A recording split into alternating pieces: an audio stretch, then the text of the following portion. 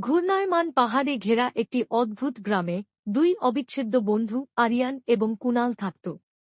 তারা একসাথে বড় হয়েছিল, স্বপ্ন, গোপনীয়তা এবং কল্পনাতীত সমস্ত দুষ্টুমি ভাগ করে নিয়েছিল। তাদের পার্থক্য থাকা সত্ত্বেও আরিয়ান সংরক্ষিত এবং ব্যবহারিক ছিল, যখন কুনাল ছিল স্বাধীনচেতা এবং আবেগপ্রবণ। তাদের বন্ধন ছিল অটুট। এক গ্রীষ্মে তারা গ্রামের প্রান্তে বন অন্বেষণ করার জন্য একটি দুঃসাহসিক কাজ শুরু করার সিদ্ধান্ত নেয়। অরণ্যের লুকানো হ্রদের গল্প শুভেচ্ছা জানাতে বলা শৈশব থেকেই তাদের মুগ্ধ করেছিল। একটি মানচিত্র, একটি লণ্ঠন এবং তাদের অদম্য বন্ধুত্বের সাথে সজ্জিত তারা ভোরবেলা রওনা হয়েছিল। যাত্রাটি তাদের কল্পনার চেয়েও কঠিন ছিল।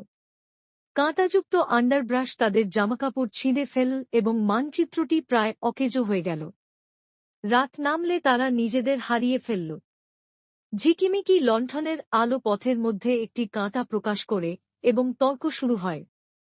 আরিয়ান তাদের পদক্ষেপগুলিকে পিছনে ফেলার জন্য জোর দিয়েছিল, যখন কুনাল এগিয়ে যেতে চেয়েছিল। হতাশা বাড়তে থাকে এবং কঠোর শব্দ বিনিময় হয়। কষ্ট পেয়ে কুনাল একাই চলে গেল। কিন্তু কিছুক্ষণের মধ্যেই জঙ্গলের মধ্য দিয়ে একটা শীতল চিৎকার প্রতিধ্বনিত হল। বিপদ বুঝতে পেরে বন্ধুর পেছনে ছুটে আসে আরিয়ান। তিনি কুনালকে একটি বন্য নেকড়ে দ্বারা কোণঠাসা অবস্থায় দেখতে পান। বিনা দ্বিধায় আরিয়ান জন্তুটিকে ভয় দেখানোর জন্য পাথর ছুঁড়ে মারল।